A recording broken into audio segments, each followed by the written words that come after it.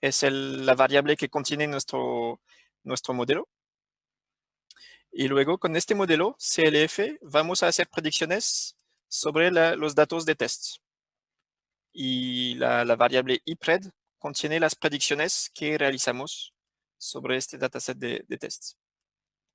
Entonces puedo imprimir lo que está aquí solamente para ver que vamos a predecir, vamos a hacer predicciones sobre algunos datos de test.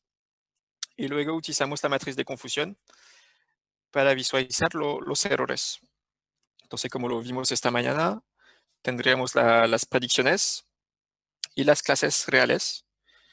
Y con esta matriz de confusión podemos calcular la precisión y el recall al momento de predecir datos nuevos, datos del dataset de test de tipo 0 y 1. Entonces, eso es simplemente aplicar, pero lo interesante, la primera cosa que quería mostrarles es, aquí puse simplemente un código para poder visualizar el modelo. Entonces, el modelo es la variable CLF aquí. Y bueno, busqué cómo podíamos visualizar en Python el árbol. Y finalmente el modelo es eso. Eso es lo que se generó al momento de aprender con los datos de entrenamiento. Entonces, a diferencia de la regresión logística, en la regresión logística lo que se aprende son los parámetros de una ecuación. En el caso del árbol de decisión, lo que se aprende y lo que se obtiene al final es un modelo que se parece a un árbol. Y vamos a entender cómo funciona este árbol.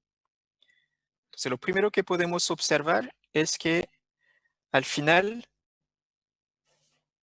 el árbol se termina con hojas y cada hoja tiene un atributo que dice class igual a 0 o class igual a 1.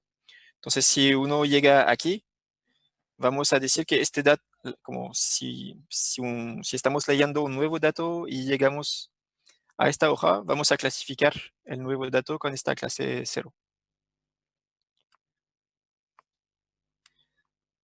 En cada hoja, perdón, en cada hoja hay una pregunta. Eso es el concepto importante del árbol de decisión, es que cada hoja sirve para hacer una pregunta. La pregunta aquí es saber si el nuevo dato que estamos tratando de predecir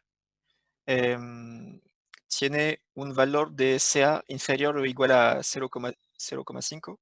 No recuerdo lo que era CA. El CA era número de vasos sanguíneos principales. Entonces, si el nuevo dato que estamos tratando de clasificar es superior a eso, simplemente vamos a clasificar este dato como persona que no va a tener problema de corazón. Si es verdadero, vamos aquí. Eso es nuestra segunda pregunta. Tal inferior o igual a 0,5. Si es verdadero, vamos aquí. Si es falso, vamos aquí. Y vamos a seguir haciendo eso hasta llegar a una hoja donde no hay preguntas. Y aquí clasificamos el nuevo dato. Entonces, finalmente, el árbol de decisión, este algoritmo de árbol de decisión, lo que hace es construir una estructura, construir un árbol donde cada hoja hace una pregunta, donde la respuesta es binaria.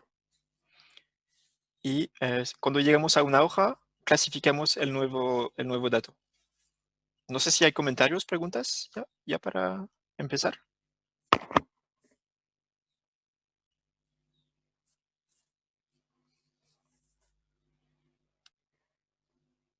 Esas predicciones se hacen con el test, ¿cierto? Con la parte test. Con el test, sí. Con el dataset de entrenamiento, lo que se hace es construir este árbol. Y en el dataset de test utilizamos el árbol para hacer predicciones.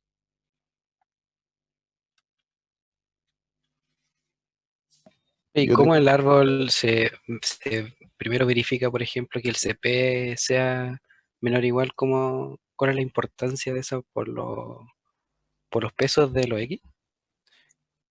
Tu pregunta es saber cómo hacemos para saber cuáles son las preguntas.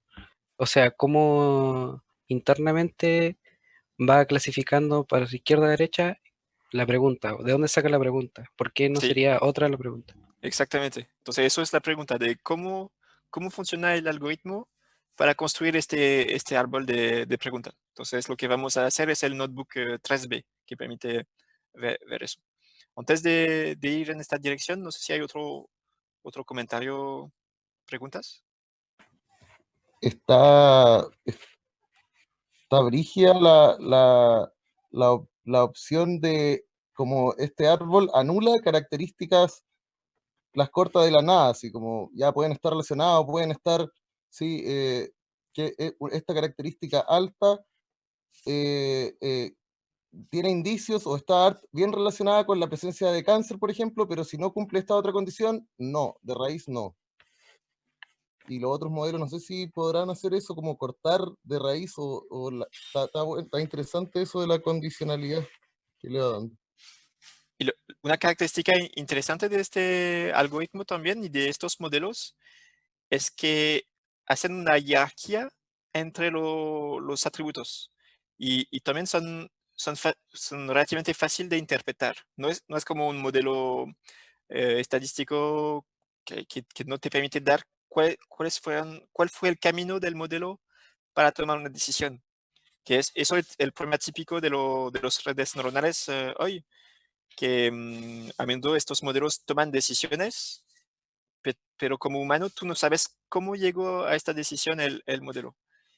A diferencia de estos árboles, donde tú puedes entender que ya el modelo empezó a analizar esta pregunta y puedes empezar a buscar cómo llegó a sus conclusiones.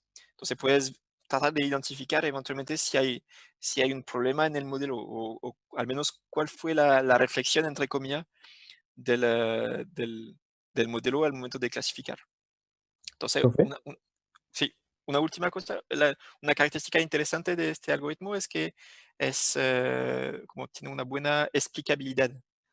Se puede fácilmente explicar una decisión analizando el modelo. Cristian tenía una pregunta o otra persona. Sí, sí, profe.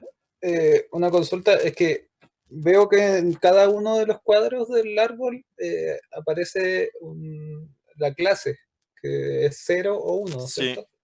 ¿Por sí. qué se va asignando en cada uno de los cuadros un determinado número si se Si supone la que para el... decisión es solamente al final, sí.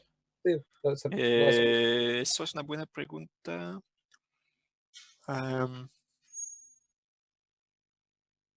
a ver, no tengo la respuesta. Mi intuición es que es algo interno de la librería y que tal vez si cortamos el árbol acá, no vamos más abajo. Entonces, en este caso, la decisión la más probable sería de clasificar el nuevo dato como clase 1. Eso es mi intuición, que probablemente hay más ejemplos 1. Entonces, si cortamos el árbol y no vamos más bajo, habría que considerar que el nuevo dato es 1. Eso sería mi intuición, pero en general vamos en todo caso hasta la hoja final. Y el samples sería el número de ejemplos en el dataset de entrenamiento que corresponden a este caso. Y el value no sé. No, el value es justamente eso. Es el cuántos casos 0 y cuántos casos 1. Entonces tenemos 113 casos, 46 0, 67 1. Entonces si tenemos que tomar una decisión, es 1. Si queremos afinar, vamos aquí. Aquí tenemos 30 ejemplos. Son todos 0, entonces la decisión es 0. Aquí tenemos 83. Está mezclado, pero hay una mayoría de 1. Entonces, si tenemos que tomar una decisión, mejor 1. Eso es.